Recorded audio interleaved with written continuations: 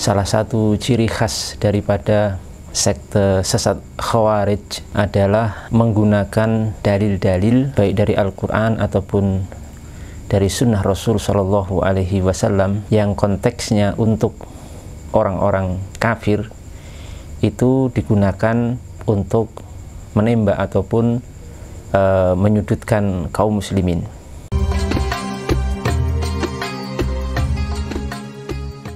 Bismillahirrahmanirrahim. Assalamualaikum warahmatullahi wabarakatuh.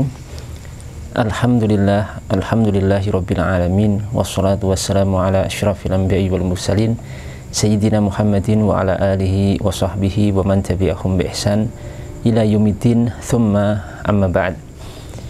Kaum muslimin yang dimuliakan Allah Subhanahu wa taala, salah satu ciri khas daripada firqah ataupun sekte Khawarij, sekte sesat Khawarij adalah menggunakan dalil-dalil baik dari Al-Quran ataupun dari sunnah Rasul Shallallahu Alaihi Wasallam yang konteksnya untuk orang-orang kafir, itu digunakan untuk menembak ataupun menyudutkan kaum muslimin. Dan ciri khas ini sudah ada sejak zaman dulu, Khawarij zaman dulu, dan sampai dengan Khawarij saat ini atau Neo Khawarij. Dan salah satu dalil yang mereka pelintir dan mereka pahami kemudian digunakan untuk menembak kaum muslimin adalah sebuah hadis yang datang dari sahabat Umar bin Khattab radhiyallahu ta'ala anhu, di mana hadis ini digunakan oleh mereka untuk menghakimi kaum muslimin ketika kaum muslimin memuji Rasulullah Shallallahu Alaihi Wasallam, wabil khusus lewat qasaid ataupun qasidah ataupun solawat atau syair-syair, di mana di dalam syair-syair ataupun qasaid, qasidah-qasidah dan solawat tersebut ada pujian-pujian kepada Rasulullah Shallallahu Alaihi Wasallam yang mereka anggap berlebihan, sehingga kemudian mereka menghakimi kaum muslimin yang mengamalkan sholawat ataupun syair-syair ini telah menyerupai orang-orang kafir, dan konteksnya di sini kata mereka adalah menyerupai orang-orang Nasrani terhadap Nabi Isa bin Maryam alaihi salam. Hadis tersebut datang dari sahabat Umar bin Khattab radhiyallahu ta'ala anhu. Beliau berkata, Rasulullah Shallallahu Alaihi Wasallam bersabda, la tutruni kama atratin nasara ibna Maryama fa innama ana abduhu faqulu abdullahi wa rasuluh, rawahu al-Bukhari.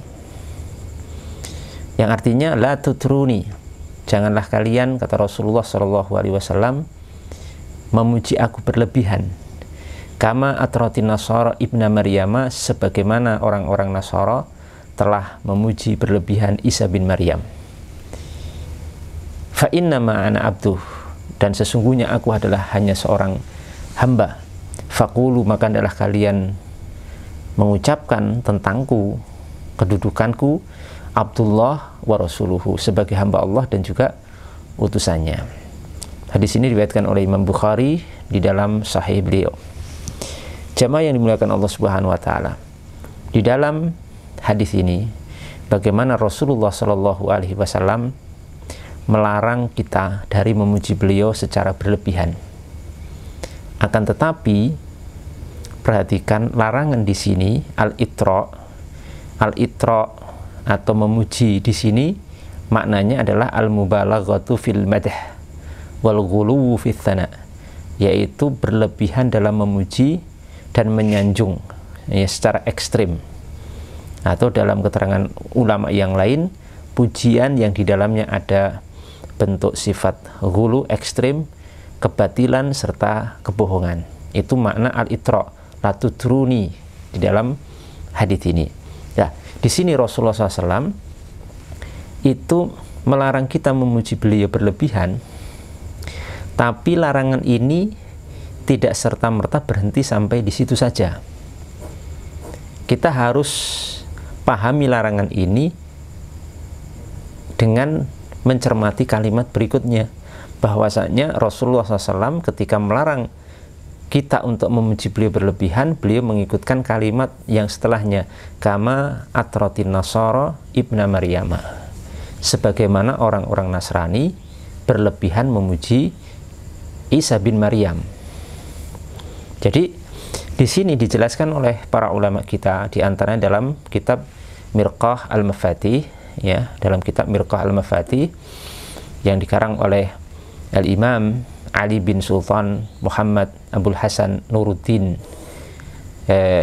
Al-Qari, yang beliau wafat tahun 100 atau 1014 Hijriah. Di dalam kitab ini di jilid yang ke-7 halaman 3071, beliau rahimahullahu taala menjelaskan bahwa larangan di sini maksudnya larangan memuji Rasulullah Shallallahu Alaihi Wasallam itu adalah larangan yang menyerupai orang-orang Yahudi ketika memuji nabinya Isa bin Maryam. Jadi bukan larangan secara mutlak, tapi larangan yang muqayyad, larangan yang dibatasi. Pembatasnya apa? Pembatasnya adalah pujian sebagaimana orang-orang Nasrani memuji Isa bin Maryam.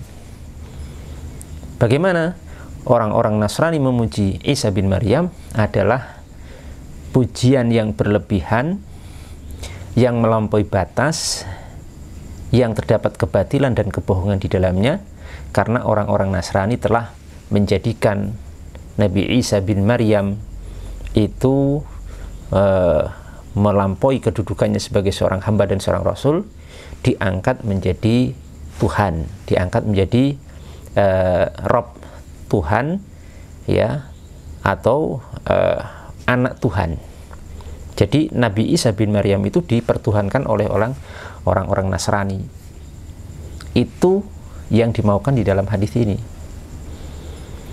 Dan ini menunjukkan, kata para ulama, bahwa pujian kepada Nabi Muhammad SAW yang tidak seperti dilakukan oleh orang-orang Nasrani berarti boleh. Maka para ulama mengatakan mafhumuhu anna itra'ahu min ghairi jinsi itra'ihim jaizun. Dari hadis ini bisa diambil satu pemahaman bahwasanya memuji berlebihan kepada Rasulullah Shallallahu Alaihi Wasallam tanpa, ya, bagian dari jenis ataupun cara orang-orang Nasrani memuji Isa bin Maryam, maka itu diperbolehkan. Dan faktanya bahwasanya pujian-pujian yang dilakukan oleh kaum muslimin di dalam solawat-solawat mereka, di dalam qasidah-qasidah mereka, di dalam syair-syair mereka, itu tidak ada pujian-pujian yang mendudukkan Nabi Muhammad Sallallahu Alaihi Wasallam sebagai Tuhan. Tidak ada sama sekali pujian-pujian sampai mendudukkan Nabi Muhammad Sallallahu Alaihi Wasallam sebagai Tuhan. Adapun kalimat-kalimat ataupun redaksi-redaksi yang zahirnya sekilas secara tekstual, kalau diterjemahkan mengarah kepada makna memuji Nabi Muhammad SAW sebagai Tuhan, itu adalah bukan dimaukan makna seperti itu. Sebagaimana yang saya akan ambil contoh, yaitu pujian dalam sholawat Tibbil Qulub, di mana di situ Nabi Muhammad SAW disifati dengan Allahumma sholli ala Sayyidina Muhammad, ya, disebut dengan Tibbul Qulub atau Tibbil Qulub wadawa iha. Nabi Muhammad SAW itu disifati dengan dokternya penyembuh hati dan juga obat hati.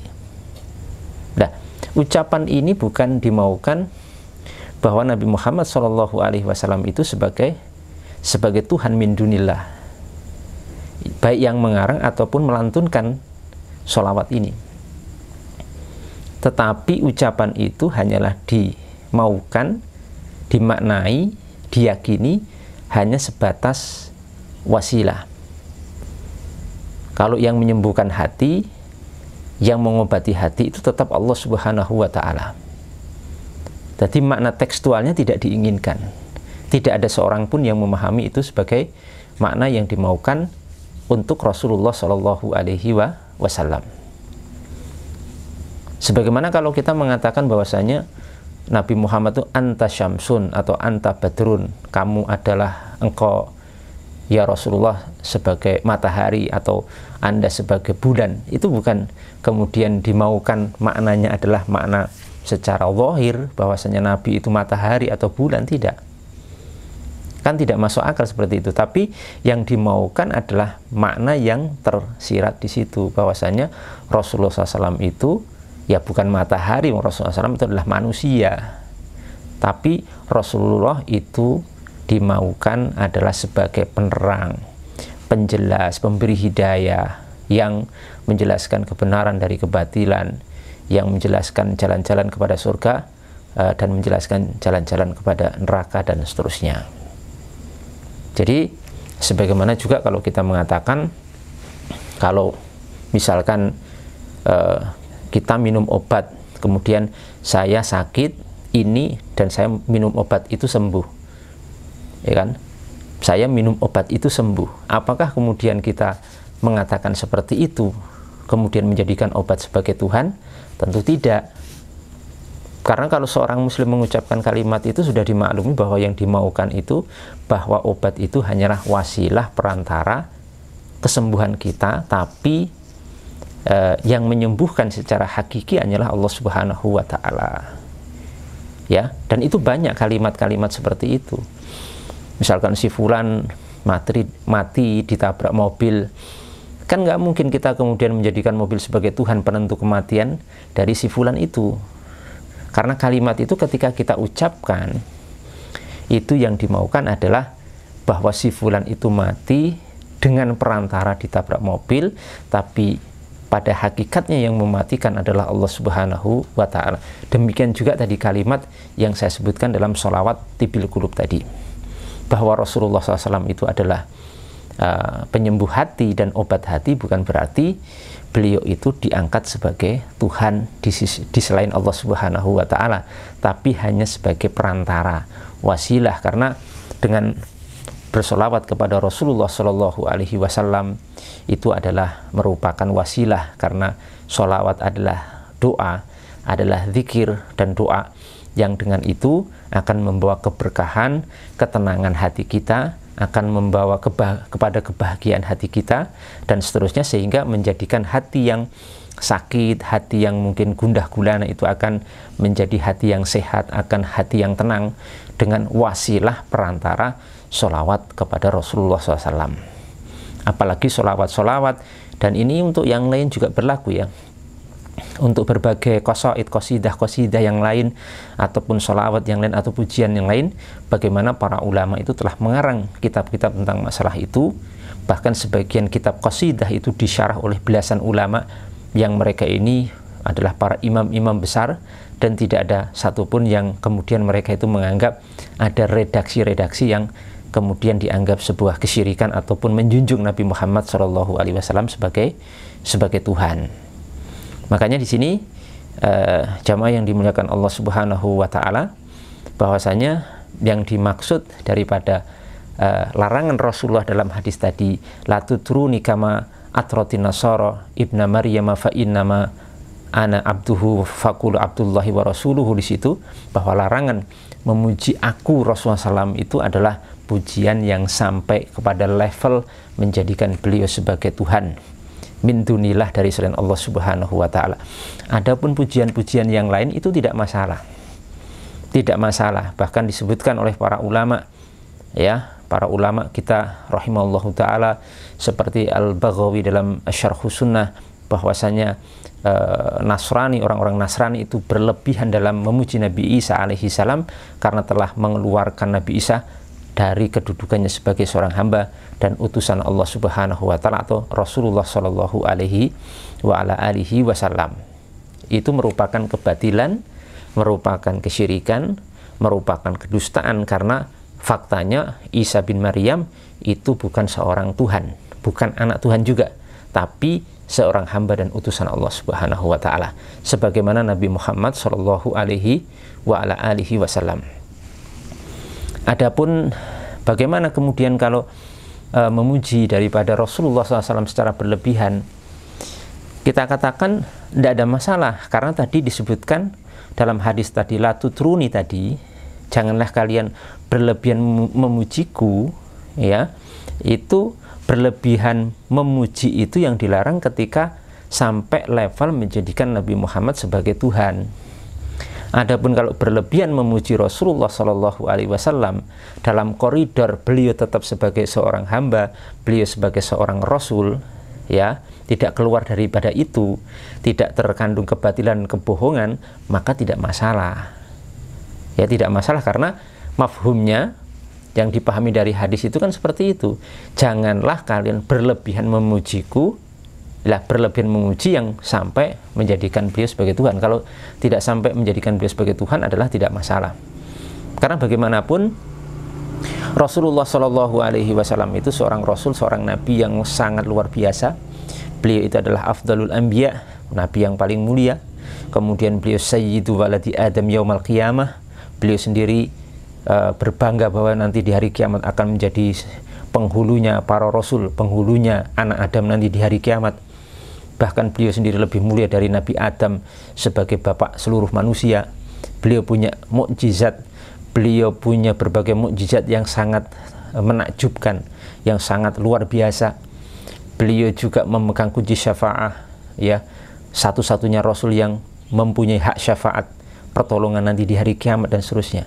Sehingga kadang-kadang sebagian umat Islam dan sebagian para ulama itu memuji Rasulullah Shallallahu Alaihi Wasallam sampai berlebihan, ya, berlebihan dalam dalam konteks di sini tidak sampai keluar dari koridor beliau sebagai seorang hamba dan beliau sebagai seorang Rasul. Tidak sampai derajat ketuhanan. Maka di sini ada seorang ulama yaitu Al-Hafidz Ibnu Hajar dalam Fathul Bari jilid 10 halaman 478, beliau juga mengatakan bahwa para ulama itu menyebutkan bahwa mubalaghah berlebihan dalam memuji Rasulullah Shallallahu Alaihi Wasallam itu adalah diperbolehkan. Memang ada mubalaghah, memuji yang berlebihan, yang jaizah, yang boleh, dan juga ada al-mubalaghah yang al-mamnu'ah, berlebihan memuji Rasulullah SAW tetapi dilarang. Lah, yang dilarang itu yang kita sebutkan tadi, keluar dari kedudukan beliau Shallallahu Alaihi Wasallam sebagai seorang hamba dan seorang Rasul, itu yang dilarang. Adapun berlebihan memuji Rasulullah SAW dalam arti tidak keluar dari kedudukan beliau sebagai seorang hamba dan seorang Rasul itu diperbolehkan sebagaimana sudah kita jelaskan dalilnya tadi. Pemahaman dalilnya bisa dicek di beberapa kitab seperti Mirqah al-Mafatih, kemudian Syarhus Sunnah, kemudian penjelasan Al-Imam At-Tibi, kemudian Al-Hafidz Ibnu Hajar al-Fathul Bari, dan kitab-kitab yang lainnya. Ya, demikian jamaah yang dimuliakan Allah Subhanahu wa taala, kesimpulannya bahwa menggunakan hadis Umar bin Khattab yang sudah kita baca tadi, ya, yang diriwayatkan oleh Imam Bukhari, la tutruni kama atratin nasara ibna Maryam fa innama ana abdu faqulu abdullahi wa rasuluh. Hadis ini digunakan kemudian untuk menghakimi kaum muslimin telah terjatuh kepada sesuatu yang menyerupai orang-orang Nasrani. Ini tidak dibenarkan sama sekali, ya, apalagi kalau ditambah dengan kemudian membawakan hadis man tasyabbaha biqaumin fahuwa minhum, ini lebih kacau lagi, ya, karena hadis itu konteksnya untuk orang Nasrani tapi kemudian digunakan untuk menghakimi kaum muslimin, dan ini merupakan ciri khas orang-orang Khawarij baik sejak zaman dulu atau neo Khawarij di zaman ini. Semoga Allah Subhanahu wa taala melindungi kita sekalian dari fitnah Khawarij dan senantiasa memberikan hidayah dan bimbingan kepada kita sekalian sampai akhir hayat kita. Wabillahi taufik wal hidayah wal afu minkum. Wassalamualaikum warahmatullahi wabarakatuh.